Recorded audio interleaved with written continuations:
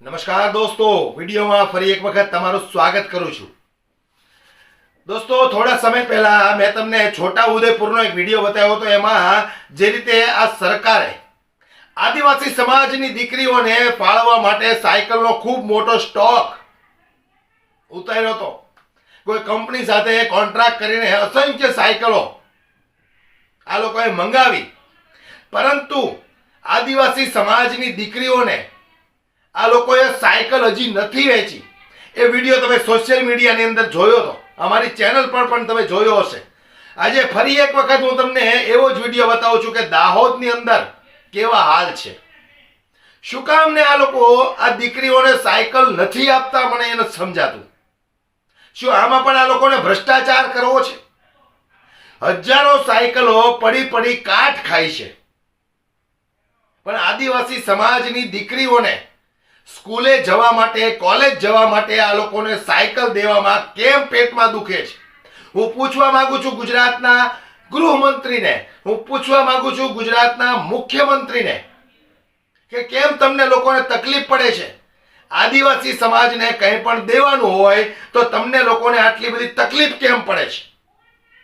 જ્યારે વોટ જોતા હોય ત્યારે આદિવાસી સમાજના વિસ્તારની અંદર જઈ અને તમે પ્રકારના લોલીપોપ આપો છો, પણ ચૂંટણી પત્યા પછી તમને જો સત્તા મળી ગઈ હોય, ખુરશી મળી ગઈ હોય, તો પછી આદિવાસી સમાજ સામે કોઈ જોતું પણ નથી.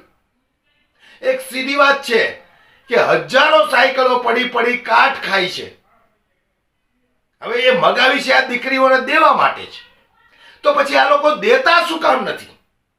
સૌપ્રથમ તો તમે આ દાહોદની જે ઘટના છે, કેટલી સાયકલો પડી પડી કાટ ખાય છે, એ વિડીયો પર એક નજર રાખો. નમસ્કાર. છોટાઉદેપુરની અંદર વિદ્યાર્થીનીઓને આપવા માટેની હજારો સાયકલ બાદ આજે તમે દાહોદની અંદર પણ આ જ રીતની એક પરિસ્થિતિ જોવા મળે છે. મામા સાહેબ ફડકે સરકારી કુમાર છાત્રાલય દાહોદ, આવો તમને બતાવીએ.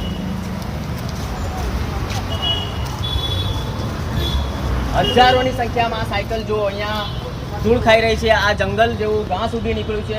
જ્યાં સુધી તમારી નજર પડે ત્યાં સુધી આ હજારોની સંખ્યામાં સાયકલો છે. આ બાજુ પણ આ સાયકલો પડેલી છે. આ તરફ પણ તમે જુઓ, જ્યાં જુઓ ત્યાં સાયકલો પડેલી છે. આ સાયકલો શાળા પ્રવેશ ઉત્સવ 2023માં બાળકીઓને આપવાની હતી. 2023નું વર્ષ પણ પતી ગયું, 2024નો શાળા પ્રવેશ ઉત્સવ પણ પતી ગયો. છતાં પણ આ હજારોની સંખ્યામાં જે આ સાયકલ છે, આ સાયકલો હવે આપવાને લાયક પણ રહી નથી. બિલકુલ ભંગાર પરિસ્થિતિની અંદર આવી ગઈ છે. દાહોદ શહેરની અંદર મુખ્ય માર્ગની ઉપર ITIની બાજુમાં જ કલેક્ટરશ્રીનું નિવાસ પણ છે. તો આજે અમે આ મીડિયાના માધ્યમથી ગુજરાત રાજ્યના મુખ્યમંત્રીશ્રીને એક રજૂઆત કરવા માંગીએ છીએ કે સાહેબ, આ હજારોની સંખ્યામાં સાયકલ આ તમે જુઓ કે જેની અંદર ઘાસ પણ એટલું મોટું થઈ ગયું છે. અહીંયાના સ્થાનિક લોકોને પૂછતા જાણવા મળ્યું છે કે લગભગ 2 વર્ષ કરતાં વધુ સમયથી આ સાયકલો અહીંયા પડી છે. તો આ સાયકલો અહીંયા શા માટે પડી છે? આ સાયકલોને વિતરણ શા માટે નથી કરવામાં આવ્યું?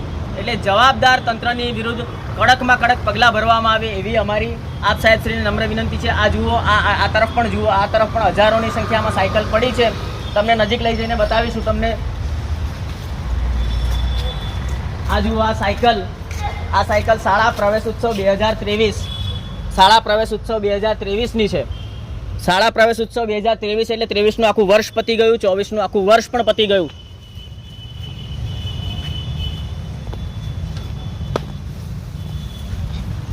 એટલે માનનીય મુખ્યમંત્રી સાહેબ, આદિવાસી વિસ્તારની અંદર આદિવાસી વિદ્યાર્થીનીઓ સારું શિક્ષણ મેળવે, 8મું ધોરણ પાસ કરી અને 9મા ધોરણમાં પોતાના ગામમાં શાળાની વ્યવસ્થા ન હોય તો અન્ય ગામમાં જવું પડતું હોય છે. તો એમને આવવા જવાની વ્યવસ્થાના ભાગરૂપે આ સાયકલો આપવાની હોય છે. તો આ દાહોદ જિલ્લાની આદિવાસી બાળકીઓને આ સાયકલો શા માટે નથી આપવામાં આવી? એટલે આ સાયકલો વિતરણની જેની જવાબદારી હોય એ જવાબદાર અધિકારીને કડકમાં કડક સજા થાય. અને આટલું મોટું નુકસાન જનતાના ટેક્સના પૈસાથી થયું છે, આદિવાસી સમાજની ગ્રાન્ટનું જે આટલું મોટું નુકસાન થયું છે, આ નુકસાન શા માટે થયું છે અને કોના પ્રતાપે થયું છે? એટલે આ જવાબદાર અધિકારી વિરુદ્ધ કડકમાં કડક કાર્યવાહી થઈ અમારી આપ સાહેબ નમ્ર વિનંતી છે. જોયું ને તમે, આ લોકોની નિયતમાં ખોટ છે. જો ખરેખર આ લોકોને દેવી જ હોય તો અહીંયા પડી છે શું કામ? અને નથી દેવી તો આટલો ખર્ચો કરીને મગાવી શું કામ? છે જવાબ કોઈ ભાજપના એક પણ નેતા પાસે? નહીં બોલે, બોલતી બંધ થઈ જાય છે. વિપક્ષો, આ તમારું કામ છે આ સરકારને સવાલ કરવાનું. આ તમારું કામ છે, અમારું કામ નથી આ. છતાંય અમારે બોલવું પડે છે, કારણ કે જીવ બળે છે.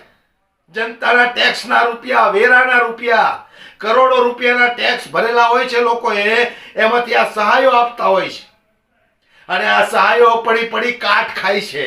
એટલે અમારે બોલવું પડે છે. જો ખરેખર તમારી નિયત સારી હોય ને તો અત્યારે એક પણ સાયકલ ન પડી હોય, બધી સાયકલોની વહેંચણી થઈ ગઈ હોય. પણ કંઈક ને કંઈક આ ભાજપના નેતાઓના પેટમાં પાપ છે, એટલે આ લોકો આ સાયકલો આ દીકરીઓ સુધી પહોંચાડતા નથી. વિડીયોને ખૂબ શેર કરો, દરેક લોકો સુધી પહોંચે અને દરેક લોકોને ખબર પડે કે જનતા માટે લાવેલી વસ્તુઓ પડી કાટ ખાઈ જાય છે, તો પણ આ બેશર્મ લોકો જનતાને વહેંચણી નથી કરતા. વિચાર કરવા જેવી વસ્તુ છે દોસ્તો. વિડીયો ખૂબ શેર કરો, દરેક લોકો સુધી પહોંચે. જય હિન્દ.